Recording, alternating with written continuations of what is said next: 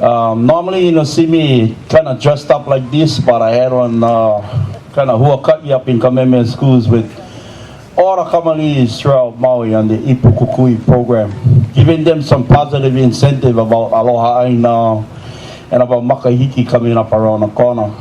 So, well, I just found myself here, then all of a sudden, get kicked in the butt and said, get up here and share your mana pertaining to what's going on in this pathetic world that we live in Hawaii. Well, mundanely I say pathetic, all because I think we've been coerced too long. It's pertaining to what our true identity is, Kanaka Maoli is. I've been involved politically, and I hate that word, politically inclined, because sometimes you gotta put the fox in the hen house in order to really truly figure out the dynamics on how politics really run in Maui. So I would say probably about the past 17 years, I've been a political wreck. Sat on a CRC, on a Borough Council for 8 years, sat on the Native Hawaiian Historic Preservation Council, sat on federal councils as well, just to try to understand where we are in the complexity of our lives as Kanaka Maoli.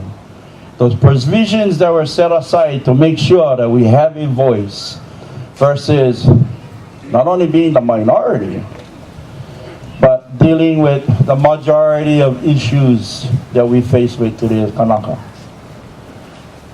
This past Friday, went up to Huaka'i up Iao Valley. And sometimes when you walk quiet but carry a big stick, you get right through the gates. So for me, 2006 when law was passed in legislation, 2007 Linda Ligo when passed this law, Act 212 of the Keʻeaumoku Council. 2012, Neil Abercrombie when passed this other kind of joint law that acknowledges the Keʻeaumoku system of the state of Hawaii, which is a traditional old law. So being that's passing legislation and there's a window of opportunity through Department of Land and Natural Resources, I went to Iao Valley and I kind of tried to test those grounds. So when I went up to the first police officer, I said, Keʻeaumoku representative of Maui, state of Hawaii, you know, open the gate. All right, bug of work. Second gate I hit, I had to make sure that I call up this representative from DLNR. His name is John. I'm not going to say his last name. But you guys might use his name too to get you some other gates. So I tell him I'm on the bottom and I want to get all the way up to the top. I like see what's happening up there because I don't like what's going down on the bottom at Kepani Vai. Seeing all these trucks loading up our resources and taking them all over the place and we don't know where the thing going. So I get to the second gate, speak to the police officer, saying, same thing, Keʻeaumoku, state of Hawaii, DLNR. He said, oh brother, I cannot let you up. I know the key for the gate. So I try another trump card and said, Sergeant Gilmore told me to let me up.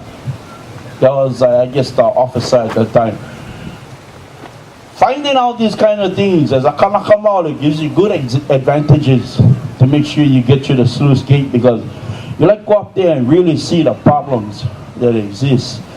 And you know, heads up and mahalo to those Nawahinis and all those guys up there doing the real work by making sure that everything is transparent because not too many people know what's actually happening in the heart of the Pilikea unless you know how to get through the gate. Yeah? And what I saw is when it comes to being compliant to certain rules and laws, that only applies to us. But when it comes to the state, county, and all those kinds of things, they don't have to comply to all these rules. They don't have to worry about whether or not they got to get one after-the-fact permit. All they got to do is get the rubber stamp from the guy up on the top and they can do whatever they like. So if that's the case, then I guess we need to encourage each other that we got to do the same too. We exempt ourselves to doing whatever we need to do to going to these cooler evenings and doing what we need to do to feed our nations tomorrow. I talking to these Kamali's, and they average from like 6th grade all the way up to 11th grade this morning. And I kind of gave them a pop question.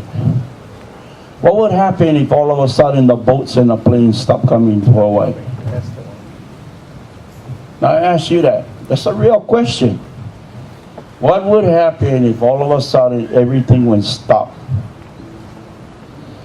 So more we need to look at Haloa. More we need to look at wherever we live, looking at how we can make those areas productive. Why? Because we always got to keep that mana'o in the back of our minds that the planes and the boats going to stop coming. If this Ko Hawaii Pai'aina becomes a reality, then all of a sudden you get these big corporations and everybody start pulling out of Hawaii. That vision gonna come soon. So like for us, we gotta make sure that we prepare ourselves for the worst. I live in this lonely valley in Kaula. I want small little mouse making noise. Finally, people starting to hear what's going on. The plenty valleys, going through Pilikea, going through problems throughout the state of Hawaii, throughout Maui alone, going through a lot of Pilikea. So I think we gotta join our efforts. Look into what this Ahamoku system is all about. Look into who's speaking the mana'o about these things. Join in, get educated, try to find out.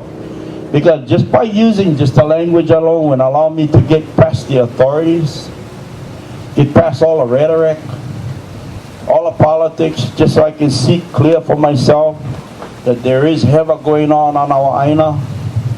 Then it's an effort that I encourage all of you to take.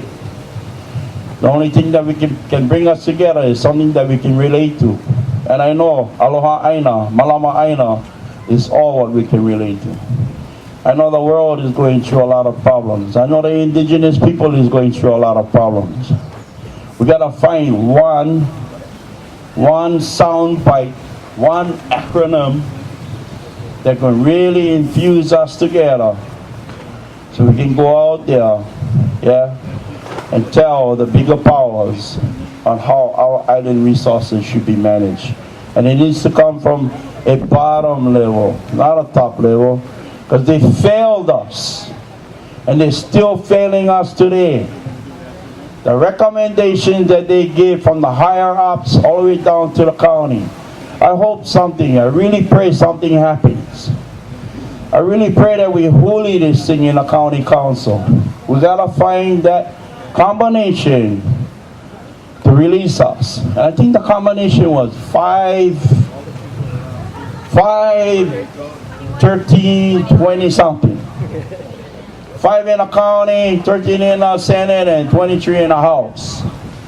If we can crack that combination to get the majority of people, then what I heard was the legislation, they can actually enact, put a resolution together and tell the United States to get the hell out of Hawaii.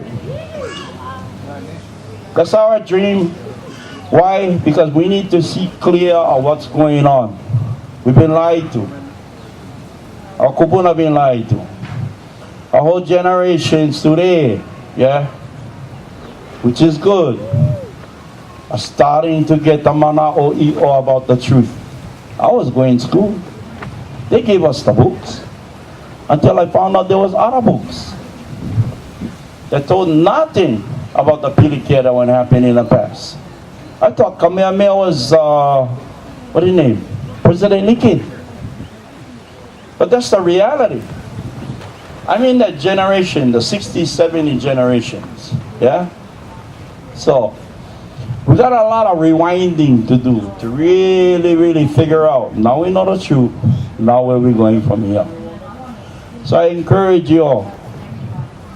E Pilino, Kekuliano, Kako, all of us. Let's get together. Let's do it. Let's do it right. Whether or not we're going to be the defenders on the Aina, or we're going to be back behind the gate doing whatever we need to do too. On the pala that needs to be fought filed, they need to file the legitimate complaints to take it higher up. Everybody can play an important role in this.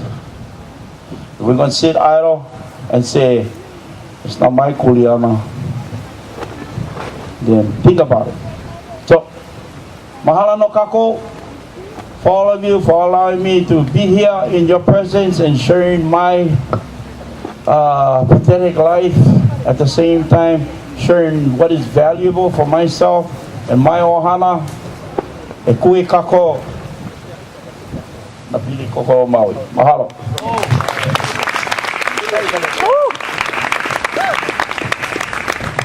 Mahalo nui. And next up we have we have Kahele Dukelow. Come on up, Kahele.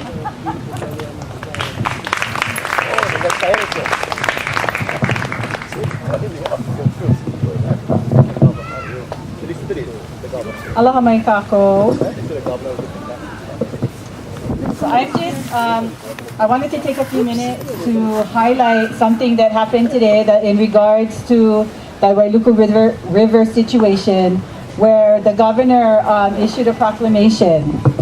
And I kind of wanted to lay the foundation for this because I think this is something that our community is going to struggle with for a long time to come as they figure out what to do in this emergency, in this state of emergency. So I'm going to read part of it.